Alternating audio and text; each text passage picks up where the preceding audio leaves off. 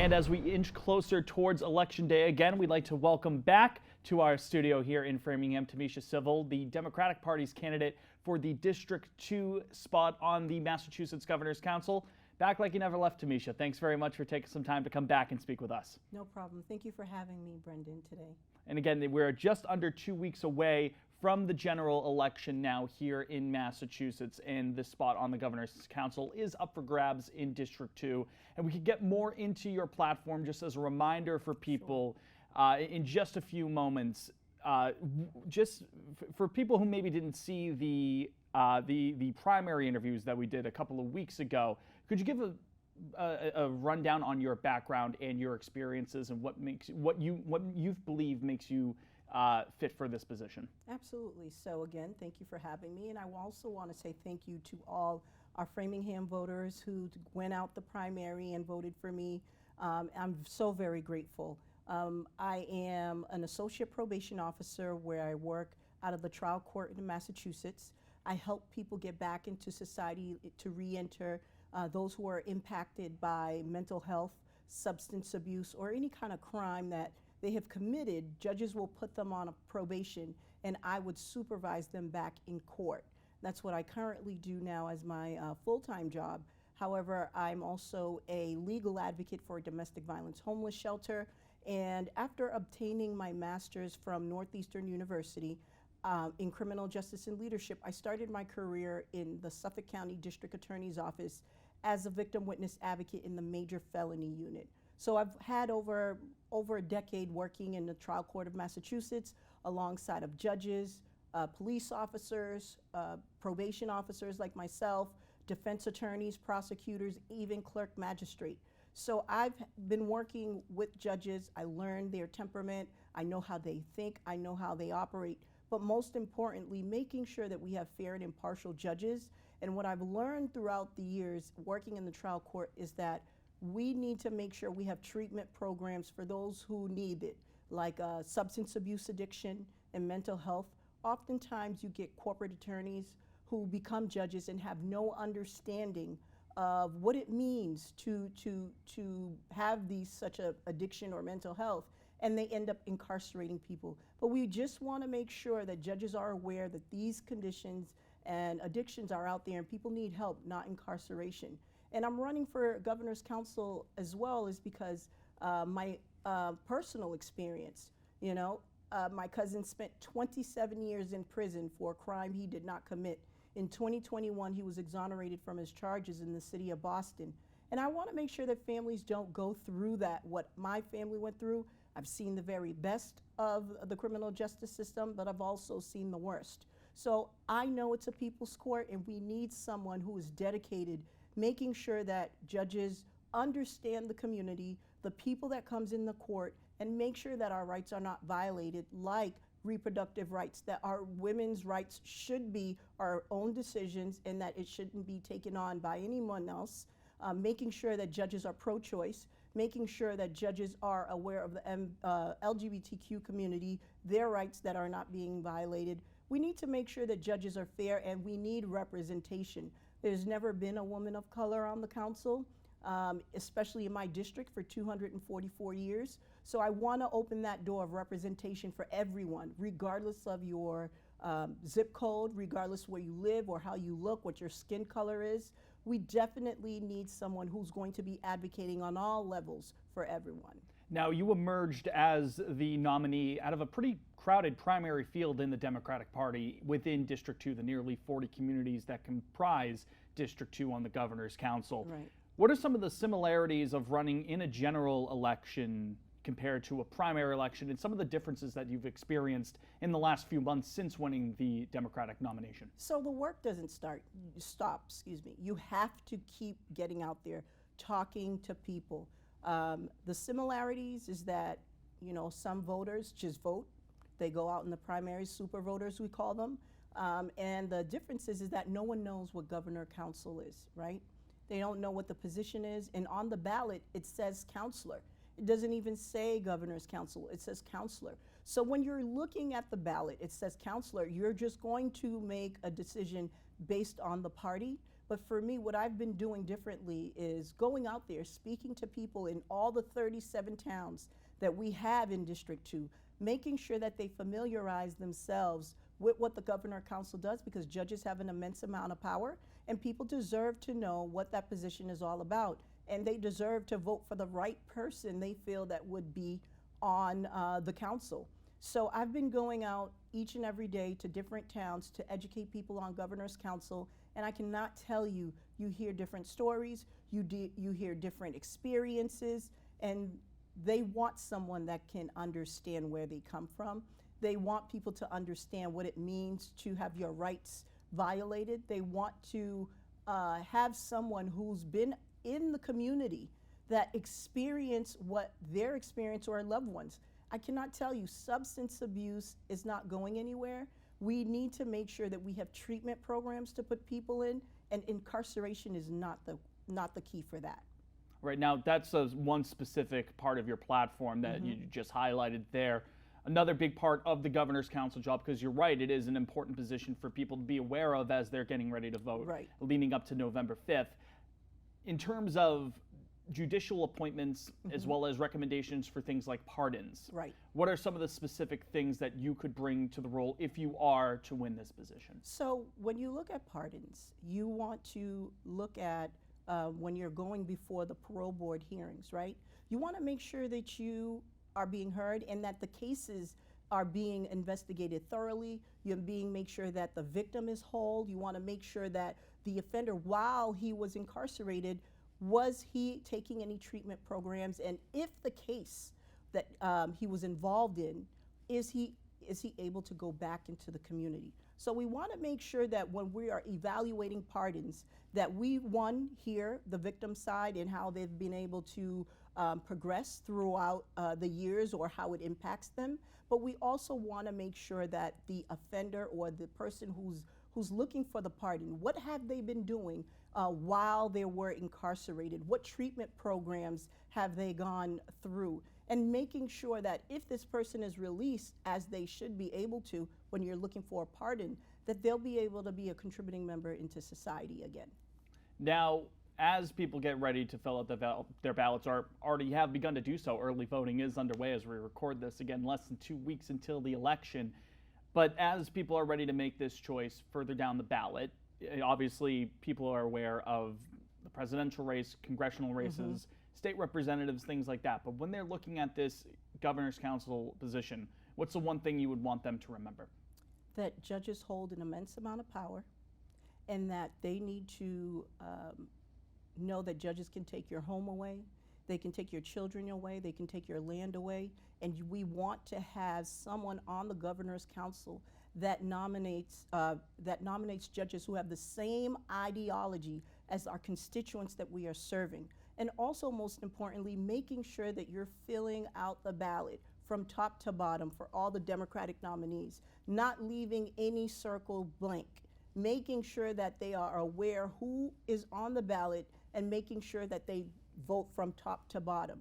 But most importantly, since my name will be the first on the counselor box, to make sure that we get a Democrat in the District 2 Governor's Council office. Tamisha, again, thank you very much for coming back here again to talk about your candidacy for the Governor's Council. We appreciate it. Thank you so much. Thank you for having me.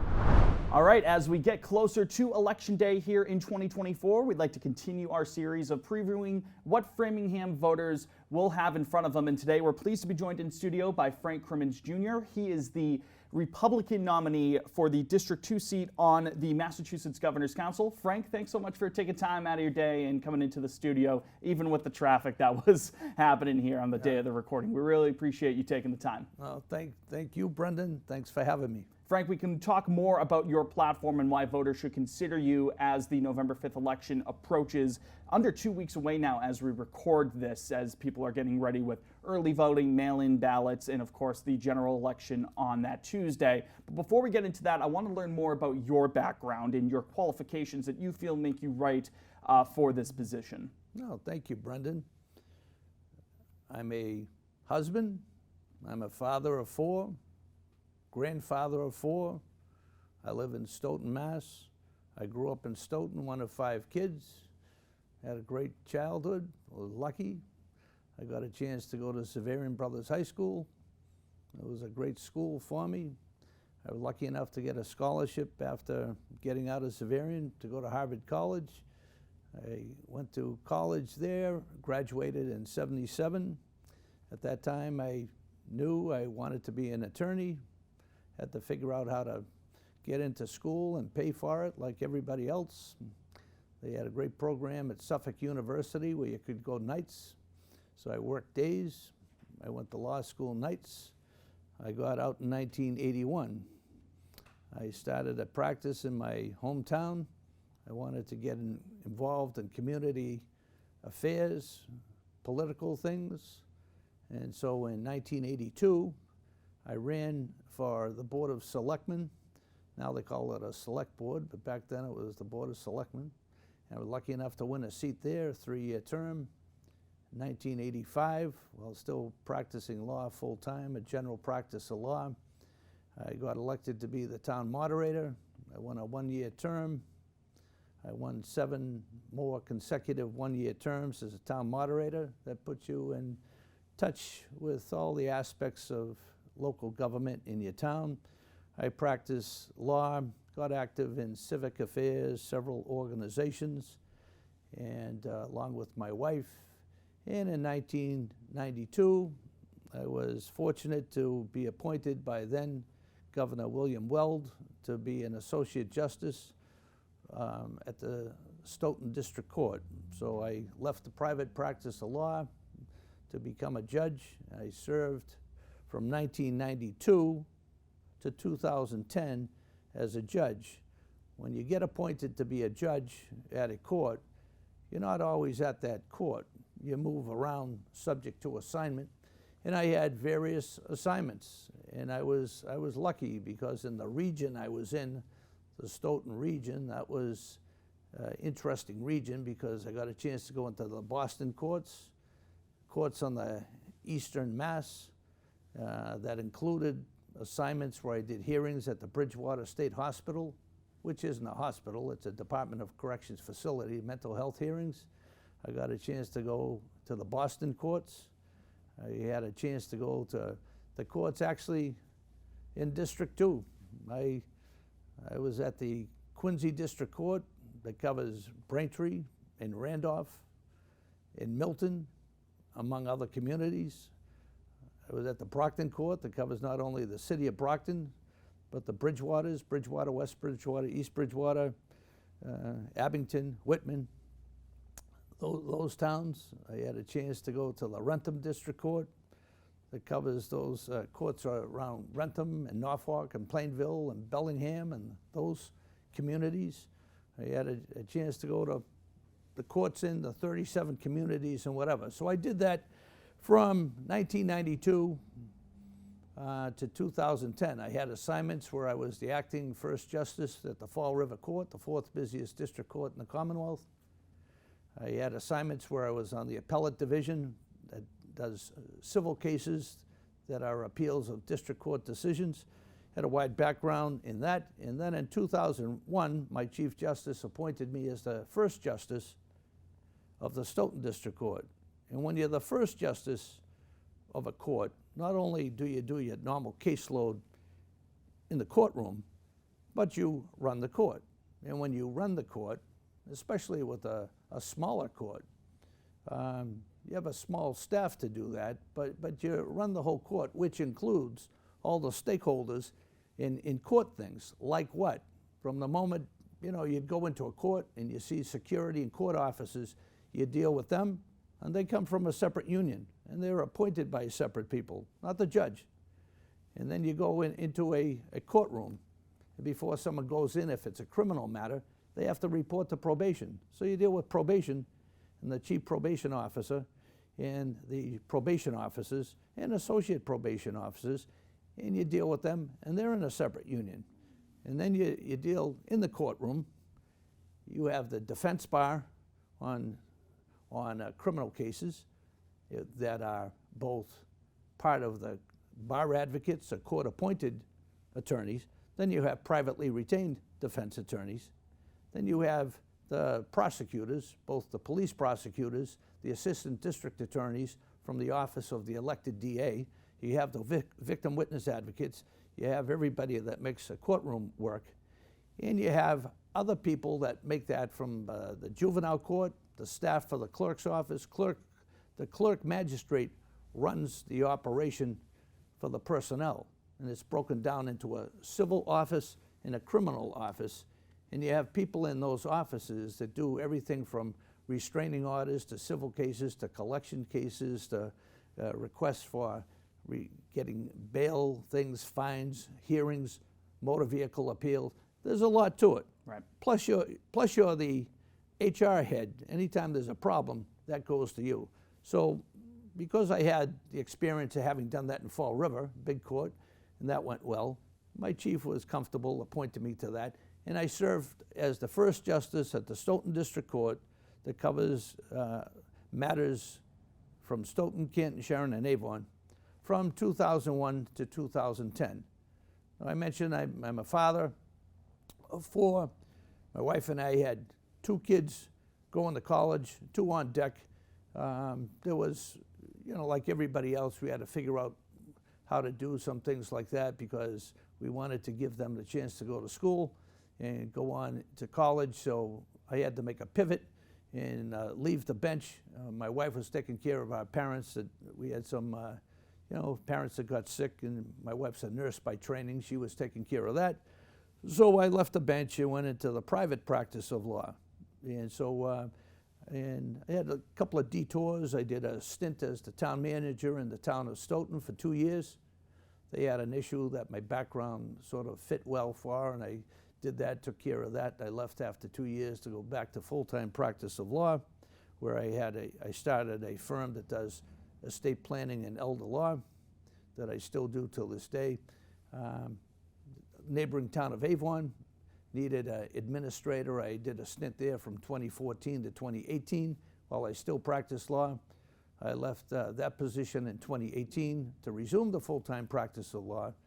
And most recently, as far as political involvement in 2022, then Governor Baker appointed me as the chair of the State Ballot Law Commission, and I served on that commission from 2022 to 2024 to earlier this year when I gave up that position so I could run for this seat in District 2 on the Governor's Council.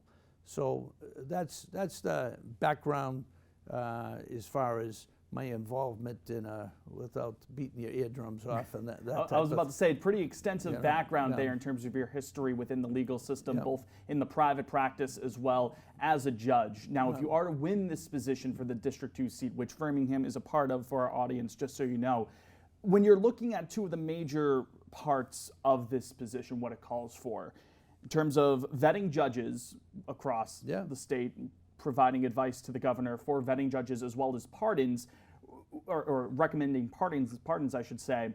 What are some of the aspects that you would be looking for if you are to win this seat? Well, you raise a great point. First of all, Framingham's a big part of District 2. It's the biggest voting community in District 2. There's one community that has a higher population, but Framingham outvotes that particular community. But the job is very important, and it's in the Constitution. And so I refer to the Constitution, the Mass Constitution, because the Massachusetts Constitution of 1780, which preceded the federal Constitution by 7 years, is the Constitution that tells you what the job is. And you always look back to that, because it's still true today. The biggest duty of the Governor's Council was what was in the Constitution that was written by John Adams, among others, and that is to make sure whoever our elected governor is, whoever he or she is over time, does not become a king with unfettered power. So there was a provision to make sure that this 8-member council, in the Constitution they called it the Executive Council, it has become known as the Governor's Council. But this Executive Council was there to make sure that whatever nominees in these critical positions, were the right people, and you could respond and react to what the governor had put forward. Now you have to remember, because it's important, because it affects what you do today. At the time that Constitution was written, which became the template for the U.S. Constitution, there was nowhere in the world there were 3 branches of government. Nowhere. We have 3 independent branches of government. And the judicial branch, the 3rd independent branch of government, is what makes us different. What makes our democracy different from anywhere in the world, even today. And right in the Constitution, that's supposed to be non-political, non-partisan. That's the 3rd, where everyone's equal and they have equal access to the job. So to answer your question, when a governor nominates somebody to be a judge or a clerk magistrate, you have to know, first of all, what are the competencies somebody needs to do that job. Now, in the trial court in Massachusetts, there are 7 trial court departments under the Supreme Judicial Court. And those 7 include a district court that I was on, a superior court, and an appeals court. But it also includes the probate and family court, the housing court, the juvenile court, and a land court. Those type of different departments require different competencies. The type of person that would be good on the probate and family court, where you do divorces, questions of alimony, visitation, custody, restraining orders, that's a different skill set than land court. That's a different person who would be great in the housing court. So first of all, you have to know the difference. I've had a background. I've been a lawyer since '81. I am in my, whatever it is, my 43rd year of being a lawyer. I was a member of the bench for 17 and a half years, almost 18 years. I've been in the game. I know what it takes. I know what makes a good judge, a good clerk, because not only do you have to have the competency, but you have to have the right temperament, not just for the litigants in the room, but everyone that makes that work. That's why I mentioned all the different parts to it: probation, court officers, attorneys, and all that. You have to make all that work in a courthouse that a lot of times is overcrowded. A lot of times it's not owned by the trial court. It's leased, usually from a county. Like in Framingham, they're in the process of having a new court facility built in the future, must needed.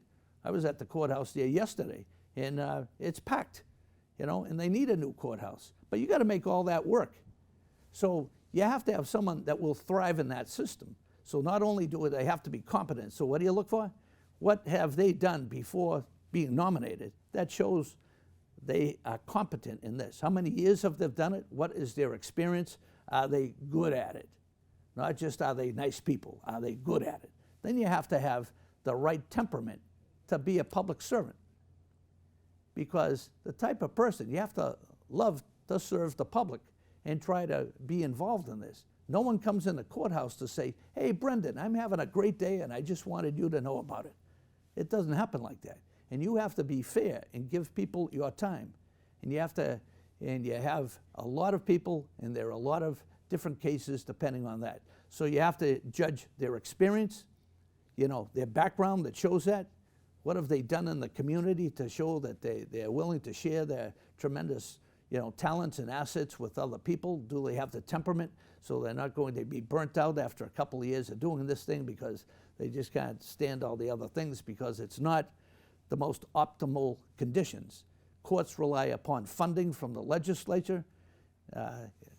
Tell me the last time you saw someone holding signs saying, save our courts, give more money to our courts. Doesn't happen. You know, so they have to fight for the funding, and more people use the courts. The population in the state is growing. There are more cases in the courts. And with all due respect to people that think that, you know, crime rate is down and all that, I would take issue with that. A lot of cases aren't being charged and things like that. There's a lot of crime going on. There's always been that. And the courts are flooded with that, you know, so you need those resources to do that. So that's why I'm looking for that. And because I've had that stand, you know, I've been supported and endorsed by Mass Chiefs of Police, Mass Patrolmen's Association, Mass State Police, and a lot of other former judges, members of the bar, presidents of bar associations, practicing attorneys, because I know what it takes to work in the court system, you know, and I believe in all those people I mentioned, and everyone who's elected as an official in the city of Framingham. When they take their office, you got to remember, they all take their oath. They raise their right hand. They swear to uphold the Constitution of the United States. They swear to uphold the Constitution of the Commonwealth of Massachusetts and the bylaws of the city and the charter, of course. That's important because it goes right back to that. Everybody, when you're a judge, you take that oath to uphold the Constitution. So that means you don't make the law. Judges don't make law. The legislature makes the law. You apply the facts that you find, if you're the fact finder, or in a jury trial, when the jury finds. You apply the facts to the law. You have to know the law. But you don't make the law. You don't say, you know, I'm smarter than everybody else. The law should have been like this. You know, here's the law, but it should have been like this. I mean, if you want to be a legislator, you run for the legislature. People lose confidence in the judicial system when they think that branch of government is just like any other branch. It's not supposed to be political. And when you lose faith in that, you lose people. You know, they don't think it's legit. And when that happens, they get involved with defunding police. They get involved with, they don't want to do jury duty. They don't want to be witnesses in the case. They don't want to respond to subpoenas because they don't think, they don't have confidence in that system. We need people to support the rule of law. That's what makes us different. Everyone's equal. You know, you have that image of Lady Justice with the blindfold, with the scales. Doesn't matter who's in front of Lady Justice, you weigh the facts before and the scale goes one way. That's what it's supposed to be like. Your second part of the question is a great question too, parole, because the awesome power of the Governor's Council involves acting when the governor acts on his or her powers of executive clemency. The governor has tremendous power, and that's either to pardon or commute a sentence. A commutation is usually when somebody is serving a sentence. A pardon is usually after someone has served a sentence and that their record of conviction has stopped them from getting involved in things. Like, for example, if someone, when they were in their 20s, had a conviction, and all of a sudden they're a grandparent, and they now have to take custody of a grandchild and things like that, and the prior convictions getting in the way of them participating with their kid or going through the foster care process or things like that. You know, sometimes there's a pardon. But it's a huge power, and it's a huge power this year because there's been a line of cases that started about 2013 from the United States Supreme Court to take a look at the treatment of juveniles and whether or not sending a juvenile on a sentence of life without parole is a fair sentence when it is applied to the Eighth Amendment of cruel and unusual punishment. And the Supreme Court around 2013 came out with a decision, and it stood for the proposition they will relook at that and challenge that as far as juveniles getting life without parole.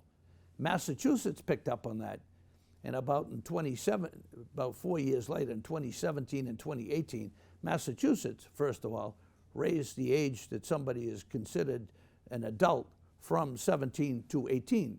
Then there was a couple other cases, and most recently the Mattis decision, Commonwealth versus Mattis, earlier this year, that stood for the proposition that because of the research on how adolescents process information and things like that, that they will expand the review of cases where somebody was 20 years of age and under if they got life without parole. And that means, as a result of that decision, the parole board is going to have close to 200 cases going on right now this year because there's this body of cases of people that at a young age got life sentences that are under review. Doesn't mean they're going out on the street. It means they're going to have a chance of having those sentences commuted, because you probably are aware if you're sentenced first-degree murder, there's no chance of parole. That was the trade-off in Massachusetts, you know, were we going to have capital punishment or not? People were saying these people would get out someday and all that. Well, we're not a capital punishment state, but the legislature, the trade-off was first-degree convictions mean you have no chance of parole, all right? And so these people in this category are going to be reviewed by the parole board. Now, if the parole board makes a recommendation in their capacity as the advisory board of pardons to the governor, and if the governor takes a look at that, they can take the recommendation, and the governor can either accept the recommendation or not. And under the present standard, we have these 7 members on the parole board, and you have to have 5, you know, to vote on whether or not you reduce a first-degree person to second-degree, because when they're second-degree, they are eligible for the commutation. And what's the point? The governor's council fits in there, because when the governor makes that recommendation, it goes before the governor's council. That group. And governor's council is composed of 8 members. And in the, you know, when you do the math, that means there's a possibility of a 4-4 tie, and the tiebreaker is actually the governor, or in the absence of the governor, the lieutenant governor. Right. So it's an awesome power. That's why the governor's council is very important. And a lot of people didn't know about it. The fact that you even asked the question shows you're up on it, which is great, and I credit you, because a lot of people didn't know about that part, because until COVID, a lot of people didn't know about it. One of the unintended consequences of COVID was public buildings were shut down. People couldn't go into public buildings for meetings. Remember, they had Zoom meetings. They had to comply with the open meeting law. But the public couldn't get access to buildings. So they put them on TV. And the governor's council meetings, the hearings, were live streamed. And you could get them, you can read them. You can watch them, rather. You can go look them up and watch them. And a lot of people found out those hearings weren't what they thought they would be. Just like a lot of parents, when they found out about, you know, their kid's school and some of the hybrid learning, you know, things when schools were shut down and they were learning by Zoom. A lot of times parents found out what the curriculum was, and it wasn't always what they thought it would be. So a lot of people checked on the governor's council, and they said, these hearings aren't things that really look like hearings. You know, sometimes they're just rubber stamps and all that, and there's not a lot of vetting going on, you know, and that's important. That is important. And what's important is that it has to be a hearing. I went to a hearing before the governor's council. Every judge, a clerk, magistrate goes through that hearing. But that's the only time the public gets to see that person. The only time. I told you I served for 17 and a half years. I had to go to one public hearing. Once you're on, you're on. So you got to make sure that that's legit. That doesn't mean they have to oppose you, but you have to have a hearing that vets the person so the public has confidence that the people that have these positions are good, and they're going to be good. You know, that's why that public hearing, it gets confidence in the system, and people will have more confidence and trust in the system to maintain that rule of law.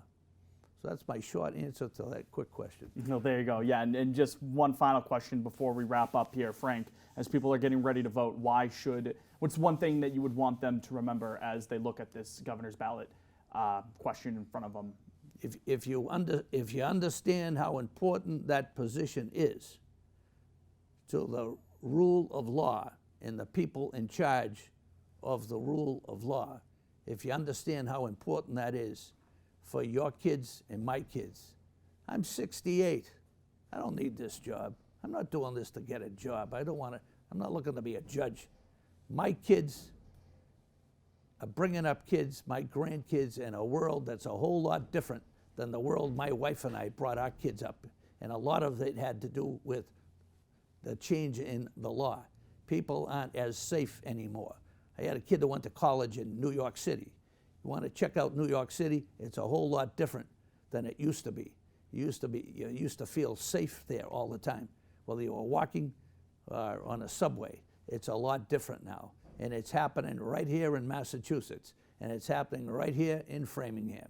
We have issues going on. We have a lot of people coming in, and we need people that are here legally and have been vetted. You can't sign up your kid for soccer without producing some paperwork.